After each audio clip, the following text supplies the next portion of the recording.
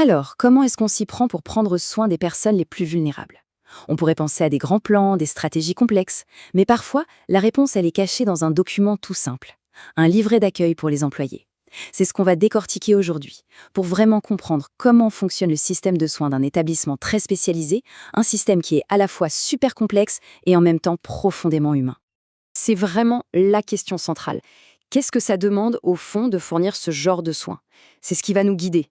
On va plonger directement dans les documents de cet établissement pour voir comment ils essayent de relever ce défi. Et on va voir qu'il y a un vrai mélange entre, d'un côté, la compassion et de l'autre, une structure très, très solide. Voilà le programme. On va commencer par la mission, l'ADN du projet. Ensuite, on verra les principes, les valeurs qui guident tout. Puis, on parlera des projets personnalisés, de l'équipe qui est derrière tout ça, et pour finir, du cadre qui assure que tout fonctionne parfaitement. Allez, c'est parti pour le premier point, la mission. Parce que tout ça, ça ne sort pas de nulle part. Ça commence avec une histoire, une vision, qui a donné naissance à cet endroit. La masse, les champs dorés. Ce qui est vraiment intéressant à voir ici, c'est le parcours. Ça part d'une association en 1988, une simple idée sur le papier. Et puis hop, en 95, l'établissement ouvre. Et à peine 4 ans plus tard, en 99, il faut déjà l'agrandir. Ça montre bien une chose, il y avait un besoin énorme, un vrai manque sur le territoire. Ce n'est donc pas juste des murs qu'on a construits, c'est vraiment la concrétisation d'une volonté collective. Et aujourd'hui, on en est à 76 résidents. 76, c'est un chiffre important. Mais attention, ce n'est pas juste un bloc de 76 personnes. Quand on regarde en détail, on voit un internat, de l'accueil de jour et même de l'hébergement temporaire.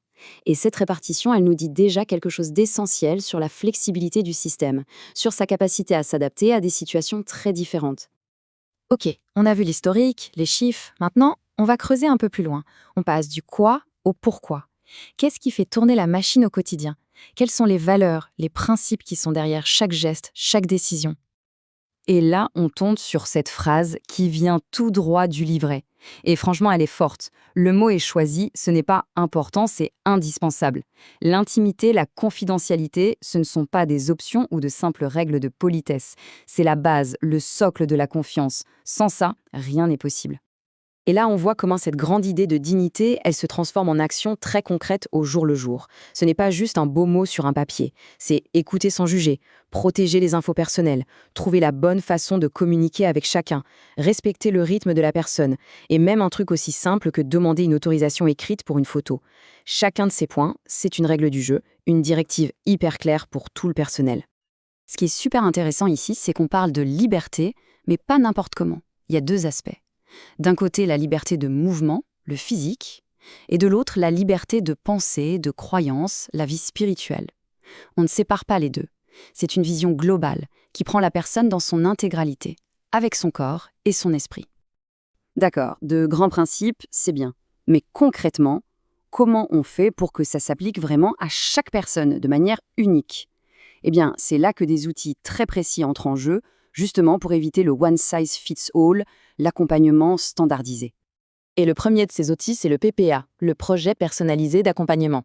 Il faut vraiment voir ça comme une sorte de GPS pour la vie du résident au sein d'établissements. L'idée, ce n'est pas juste de lister des soins médicaux, non. On parle de projet de vie. Qu'est-ce que la personne veut faire? Quels sont ses objectifs? Et surtout, tout ça est construit avec elle. C'est un travail d'équipe. Et juste à côté du PPA, on a son cousin, le PSP, le projet de soins personnalisés. Lui, c'est la partie purement médicale. Si le PPA, c'est la grande carte, le projet de vie, eh bien le PSP, c'est le plan détaillé de tout ce qui concerne la santé. Et les deux sont connectés, bien sûr. Ils marchent main dans la main pour s'assurer qu'on s'occupe de la personne dans sa totalité. Et pour créer ces plans, ce n'est pas fait au hasard, c'est un processus super structuré. Ça commence par une discussion, on se met d'accord sur les objectifs, ensuite on planifie les actions, on coordonne qui fait quoi. Mais l'étape la plus importante, c'est peut-être la dernière, la réévaluation. Parce qu'un plan, ce n'est pas gravé dans le marbre, c'est un document vivant. On vérifie régulièrement si ça fonctionne et on l'adapte parce que la personne, elle aussi, elle évolue. Évidemment, pour mettre en place des projets aussi complexes, il faut du monde. Et pas n'importe qui. On ne peut pas faire reposer tout ça sur les épaules d'une seule personne. Alors, voyons voir qui compose cette fameuse équipe pluridisciplinaire. C'est toute une infrastructure humaine qui travaille ensemble. Et quand on regarde ce tableau, c'est assez clair. On a vraiment toute une palette de métiers. le psychiatre pour le côté mental, l'ergothérapeute qui va par exemple réaménager une chambre pour la rendre plus pratique. Chaque personne est une pièce du puzzle. Et comme dans tout puzzle, le plus important, ce n'est pas juste d'avoir les bonnes pièces, c'est de savoir comment elles s'emboîtent. C'est la coordination entre tous ces experts qui fait que ça marche. Bon, on a vu la mission, les valeurs, les outils, l'équipe, mais pour que tout ça tienne debout, pour que ce soit sûr et efficace, il manque un dernier élément, un cadre, des règles solides. C'est un peu l'épine dorsale de tout l'établissement, et c'est ce qu'on va voir maintenant. Et ce cadre, il repose sur 2 grands piliers. D'un côté, le secret professionnel. C'est la base de tout. Ça protège la personne, ça crée la confiance. De l'autre, la démarche qualité. Ça, c'est ce qui pousse tout le système à ne jamais se reposer sur ses lauriers, à chercher à faire mieux en permanence. C'est vraiment les 2 faces d'une même pièce. L'un ne fonctionne pas sans l'autre. Et attention, quand on parle de démarche qualité, ce n'est pas du blabla.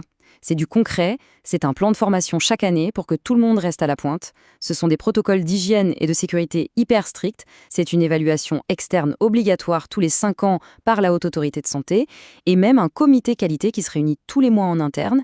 Bref, c'est un ensemble de garde-fous qui sont là pour garantir que le niveau d'excellence est maintenu. Donc si on doit résumer, l'idée la plus importante à retenir, c'est vraiment cette fusion.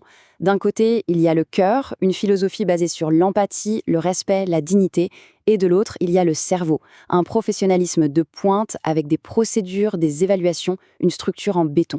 Et c'est justement quand on arrive à marier les deux qu'on crée un vrai, un authentique système de soins.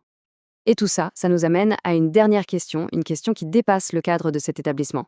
En regardant ce modèle, cet équilibre parfait entre compassion et structure, on peut se demander qu'est-ce que ça nous apprend sur la manière dont on prend soin des autres en général dans notre société. C'est une vraie question à méditer. Merci d'avoir suivi cette exploration avec nous.